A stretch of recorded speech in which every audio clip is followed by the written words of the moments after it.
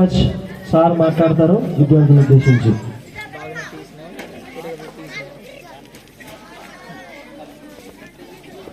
Hello hello శుభ సాయంత్రం.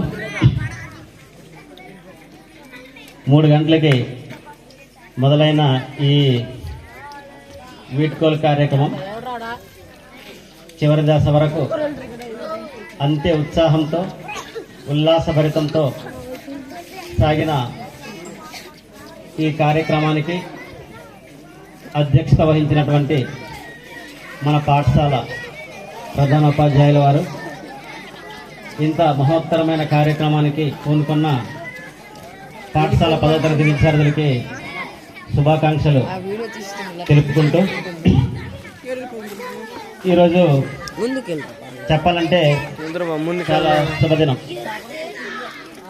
ఎందుకంటే జూలై నుంచి మొదలైన మన పాఠశాల చదువుల ప్రయాణం ఈరోజు వరకు కొనసాగిందంటే ఎన్నో వ్యయ ప్రయాసాల మధ్య, ఎన్నో ఒత్తిడులు, చదువే ధ్యేయంగా సాగిన ఈ పరిణామ క్రమంలో ఈరోజు ఒక ఆట విడుపుగా, ఒక ఉత్సాహభరితంగా, ఒక సందేశం, ఒక చైతన్యాన్ని నింపుతూ, ఒక నృత్యం, ఒక ఉత్సాహాన్ని కల్పిస్తూ విద్యార్థులందరూ పాలు పంచుకోవడం అనేది నిజంగా ఎంతో ఆనందకరమైన విషయం.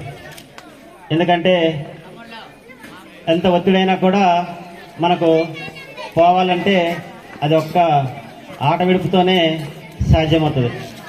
అలాంటి ఆట విడుపు ఈరోజు మనము కన్నులకు విందుగా వీక్షించాము, మనసుకి ఆనందంగా తరించాము. అలాంటి బృహత్తరమైన కార్యక్రమంలో నేను కూడా పాలు పంచుకోవడం నిజంగా నేను అదృష్టంగానే భావిస్తున్నాను. మరి ఈరోజు చివరంకానికి చేరుకున్నాం. 1 సంవత్సర కాలం పాటు చదువుతూ ఒక మెట్టు ఎక్కడానికి ఈరోజు మెట్టుపై నిలిచి ఉన్నాం.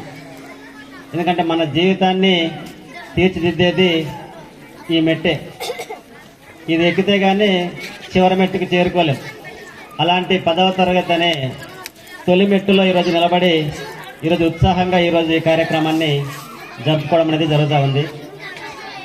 ఈ ఉత్సాహంగా ఏదైతే ఉత్సాహం ఉందో ఇదే ఉత్సాహంతో మనము చివరి వరకు చదివినట్లయితే ఈరోజు ఎంత ఆనందంగా ఈ కార్యక్రమంలో పాలు పంచుకున్నామో మన జీవితంలో కూడా అంతే ఆనందంగా కొనసాగుతాం.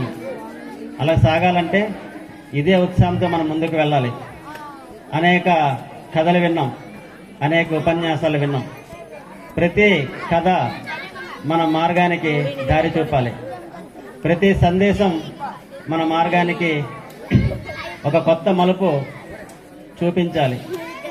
అలా చూపించిన నాడు ఈరోజు ఈ కార్యక్రమానికి ఒక సఫలీకృతం అనేది ఏర్పడుతుంది. ఆనందం ఉండాలి, అలాగే మన యొక్క లక్ష్యము మర్చిపోకూడదు. లక్ష్యంలో ఆనందాలు ఉండాలి. ఆనందం ఉడితే లక్ష్యం వెళ్ళలేము. ఎందుకంటే మనం చూస్తున్నాం, మన ప్రధానమైన కొరత ఏంటంటే పిల్లలు లేకపోవడం. పిల్లలు ఎందుకు లేకపోతున్నారు అని అనుకున్నప్పుడు చదువు ఒక్కటే పాఠశాలలో ఉంటే ఉండరు. చదువుతో పాటు ఆనందం ఉండాలి, ఉత్సాహం ఉండాలి, ఆట విడుపు ఉండాలి. అలా ఉన్నప్పుడు పాఠశాలలో పిల్లల్ని అంతే తప్పితే కేవలం చదువు చదువు చదువు చదువుని కూర్చోబెడితే, ఇందాక మన ఎవరో మాస్టర్ చెప్పారు, కత్తి పట్టుకుని వచ్చాడని. ఒక విద్యార్థి కత్తి పట్టుకుని వచ్చాడని. కానీ కత్తి పట్టి రానవసరం లేదు, కానీ పాఠశాలలో ఉండడం లేదు. ఇదందరికీ అప్పుడప్పుడు కూడా అనేక సందర్భాల్లో మనకి అనేక జాతీయ పండుగలు వస్తాయి. ప్రతి జాతీయ పండుగ ఇంతే ఆనందంగా, అంతే ఉత్సాహంగా మన పాఠశాలలో జరుపుకున్నప్పుడు విద్యార్థి అనేవాడు ఈ పాఠశాల ఆవరణలో తిరుగుతాడు. అది లేనప్పుడు విద్యార్థులు వెళ్ళిపోతూ ఉంటారు, మనం చూసి బాధపడుతూ ఉంటాం. ఇది ప్రతి ఒక్కరు గమనించాలి. నా సహోదరులందరూ కూడా, నా తోటి ఉపాధ్యాయులు, ఎందుకంటే ప్రతి పాఠశాలలో కూడా ఈ మధ్య కాలంలో మనం చూస్తున్నాం. నెల రోజులుగా అయితే పిల్లలతో పాటు ఉపాధ్యాయులను కూడా ఎంత ఒత్తిడిగా ఉన్నామనేది, ఆ ఒత్తిడి ఈరోజు మనం తెలుస్తున్నాం. ఈ లెసన్ ప్లాన్లు రాయడమే కాదు, లేదంటే డైరీలు రాయవచ్చు. ఈరోజు ఎంత ఒత్తిడికి మనం గురవుతున్నామో సంవత్సర కాలం పాటు కూడా పిల్లలు అంతే ఒత్తిడికి గురవుతున్నాడు. ఆ ఒత్తిడి మనం గమనించట్లేదు. గమనించకుండా నిత్యం పాఠమే, నిత్యం నోట్స్లే, ఇదే పనిగా ఉంటే ఏ విద్యార్థి కూడా పాఠశాలలో ఆనందంగా ఉండలేడు. అది గమనిస్తే మనం కంపల్సరిగా నెక్స్ట్ విద్యా సంవత్సరానికైనా కూడా మన పాఠశాలలో పిల్లలు ఉండాలంటే ప్రతి పండగనే ఒక ఇప్పుడు ఈరోజు ఈ యొక్క వీడ్కోలు కార్యక్రమం ఇంత ఘనంగా జరుపుకుంటున్నాం.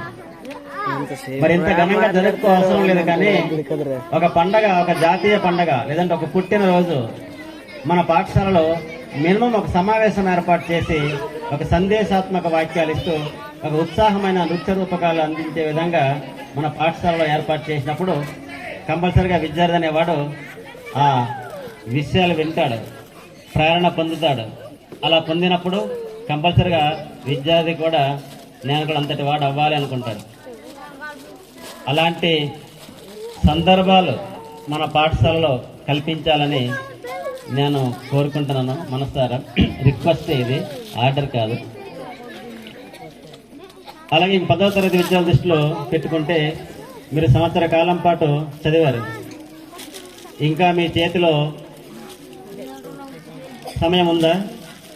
లేదు. ఎందుకు లేదంటే రేపటి నుంచి ప్రీ ఫైనల్ రాస్తారు.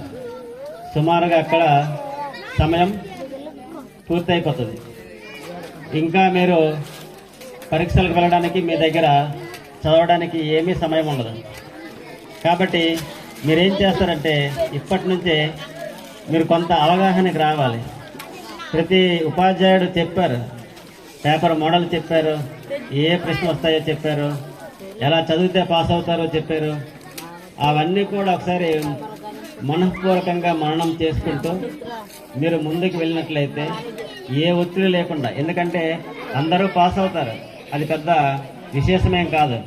కానీ అది నీ వల్ల నువ్వు పాస్ అయ్యావో లేదో చూసుకోవాలి. నేను పాస్ అయ్యాను, స్టేట్ ర్యాంక్ వచ్చాను, కానీ అది నా వల్ల జరిగిందా లేదంటే ఇంక పక్కనుండి వల్ల జరిగిందా అని ప్రశ్నించుకున్నప్పుడు నువ్వు ఎంజాయ్ చేయాలంటే అది నీ మూలంగా జరిగితే నువ్వు ఎంజాయ్ చేయగలవు. పక్కోడే హెల్ప్ చేయడం వల్ల నువ్వు పాస్ అయిపోయావు అంటే నువ్వు దేశానికి ఫస్ట్ వచ్చినా కూడా ఆ ఆనందం అనేది నీ మనసులో ఉండదు. కాబట్టి మనకు మనముగా ఆనందం పొందాలంటే కూడా మన సామర్థ్యంతో మనం పాస్ అయినప్పుడు కంపల్సరీ మనం ఆనందం పొందుతాం. ఎవరో వస్తారు, ఏదో చేస్తారు, నేను పాస్ అయిపోతాను అని అనుకున్నప్పుడు అది నీ యొక్క శ్రమ కాదు. ఎప్పుడైతే నువ్వు శ్రమను వేరే శ్రమ మీద, పరాన్న జీవులమే మనందరం, ఎన్ఎస్నాస చెప్తారు క్లాసులో, మనందరం పరాన్న జీవులమే, ఏ మొక్క మీద చెట్టు మీద ఆధారపడతాం. కానీ పరీక్ష కూడా పరాన్న జీవనమేనా? మనము పాస్ అవ్వలేమా? మరి 1వ తరగతి నుంచి ఈ రోజు వరకు మనం చదువుకున్నది ఏమిటి అని ప్రశ్నించుకున్నప్పుడు మనకు అర్థమవ్వాలి. దీనికి కూడా పక్కోడి మీద ఆధారపడకూడదు. ఎందుకంటే పక్కోడు వచ్చినోడు కూడా ఎవడి మీద ఆధారపడదామని వస్తాడు, వాడు నీ మీద ఆధారపడదామని వస్తాడు. నువ్వేమని వస్తావు? వాడి మీద ఆధారపడదామని వస్తారు. కానీ మీ అందరూ ఆధారపడేది ఎవరి కోసం అంటే బయట ఉన్న మాస్టర్ల మీదే. వాళ్ళు వస్తారు, ఏదో చేస్తారు, మమ్మల్ని గట్టెక్కిస్తారు అనుకుంటారు. కానీ ఆ గట్టెక్కించడం అనేది ప్రతిసారి మిమ్మల్ని గట్టెక్కించలేరు ఎవరు. 10వ తరగతి పాస్ అయిపోతారు, సేమ్ ఇంటర్మీడియట్ కూడా ఇలాగే పాస్ అవుతారు, డిగ్రీ ఇలాగే పాస్ అయిపోతారు. కానీ కాంపిటేటివ్ ఎగ్జామ్స్కి వచ్చినప్పుడు కంపల్సరీగా ఎవరు మీకు హెల్ప్ చేయరు. ఎందుకంటే వాడు నీకు హెల్ప్ చేస్తే వాడికి ఉద్యోగం రాదు. కాబట్టి నిన్న అక్కడ తెలిసిన ప్రశ్న కూడా నీకు తప్పే చెప్తాడు పక్కడికి అడిగితే. ఆ ప్రశ్న వల్లే రిజల్ట్ తారుమారైపోతుంది. కాబట్టి కంపల్సరీగా అక్కడికి వచ్చేసరికి నీకు అర్థమవుతుంది నువ్వేం కోల్పోయావో. కాలం మొత్తం కూడా గడిచిపోయిన తర్వాత చేతులు పట్టుకుంటే ఏం లాభం. కాబట్టి ఇప్పటి నుంచైనా మీరేం అలవర్చుకోవాలంటే కష్టించే తత్వం, కష్టపడే తత్వం, మన మీద మనం బ్రతకాలి. అదేగా చెప్తారు, మన కాళ్ళ మీద మనం బ్రతకాలి, అంతే కదా. ఎవరి కాళ్ళ మీద బ్రతుకుతాం? మీ తల్లిదండ్రులు కూడా ఏమనుకుంటున్నారంటే మా పిల్లలు బాగా చదువుతున్నారు, వాళ్ళు మంచి ప్రయోజకులు అవుతారు, మంచి ఉద్యోగం చేస్తారు, చేసిన తర్వాత వాళ్ళు మమ్మల్ని సుఖంగా పెంచుతారని భావిస్తారు. కానీ మనం అలా ఉన్నామా అంటే ఉన్నామా? లేదు. మనం ప్రశ్నించుకోవాలి, అలా ఉన్నామా అంటే లేదు. సో అలా ఉండాలంటే మనకి ఏముండాలంటే మనకు మనం కష్టపడే తత్వం ఉండాలి. ఎంతకాలం పెంచుతారు? నీ పెద్దవాడైన తర్వాత, నీ భార్య తెచ్చిన తర్వాత నీ పిల్లలు ఎక్కడ మీ నాన్న పెంచుతాడా? పెంచడు. మీ నాన్న కష్టపడి పని చేస్తాడు, మళ్ళీ నువ్వు కష్టపడాలి చదువుకోకపోతే. కాబట్టి ఇవన్నీ ప్రశ్నలు ఒకసారి అవలోకనం చేసుకొని మనం ఇప్పటికైనా సమయం మించిపోలేదు. ఇంటర్మీడియట్ తర్వాత కూడా సైన్ అయిపోయిన వాళ్ళు చాలా మంది ఉన్నారు. 10th క్లాస్ వరకు అక్షరాలు రాకుండా ఇంటర్మీడియట్లో జాయిన్ అయిపోయిన తర్వాత అక్షరాలు నేర్చుకొని ఒక మంచి ఉత్తమమైన పొజిషన్లో ఉన్న జీవితాన్ని గడుపుతున్న చాలా మంది నా తోటి ఫ్రెండ్స్ ఉన్నారు. వాళ్ళు 10th క్లాస్ వరకు ఏమీ రాదు. ఇప్పుడు ప్రైవేట్ కళాశాలలు ఉండేవి, అక్కడ హెల్ప్ అయిపోయేది, వాళ్ళు స్పెషల్ డిఎస్సి వచ్చేది, అలాగా చదివి ఉపాధ్యాయులు అయిపోయిన చాలా మంది ఉన్నారు. అలా కాకుండా సొంతగా పాస్ అయిపోయి జీవితంలో మంచి ఎత్తుకి ఎదిగి నీ జీవితాన్ని ఆస్వాదిస్తుంటే అలాంటి కళలు మనం కన్నప్పుడు మనం కంపల్సరీగా మనము ఇప్పటి నుంచే కష్టపడతాం, అటువంటి ఫలితాన్ని ఆశిస్తాం. మీరు ఇప్పటి నుంచి అయినా మీరు మనసులో ఏమనుకోవాలంటే, నేను ఎవడి మీద ఆధారపడను, జీవితంలో కంపల్సరీ నేను నా జీవితాన్ని నేనే మలుచుకుంటాను, నా జీవితాన్ని నేనే మార్చుకుంటాను అని భావించి ముందడుగు వేసి ఈ 10వ తరగతి పరీక్షల్లో ఉత్తమ ఫలితాలు సాధిస్తారని నేను మనస్ఫూర్తిగా కాంక్షిస్తూ ఈ అవకాశం ఇచ్చిన మీ అందరికీ కూడా ధన్యవాదాలు తెలుపుకుంటూ, నేను ఈ సంవత్సర కాలం పాటు మీ తరగతిలో మీకు ఎటువంటి మనస్సుకు బాధ కలిగించిన మాటలు అనున్నా కూడా, ఎందుకంటే అది చదువునిచ్చమో లేదంటే ఇంకా నీకు బుద్ధి వచ్చే నిమిత్తం అనే మాటలు తప్పితే వ్యక్తిగతంగా ఎటువంటి కక్ష ఎవరి మీద నాకు ఉండదు. ఏదైనా మార్పుని కాంక్షించి అన్న మాటలే తప్పితే ఎవరిని కూడా హట్ చేయాలనే ఆలోచన నాలో ఉండదు. కంపల్సరీగా యువర్ చేంజ్ అనుసరించి ఏదో మాట అనుంటాను.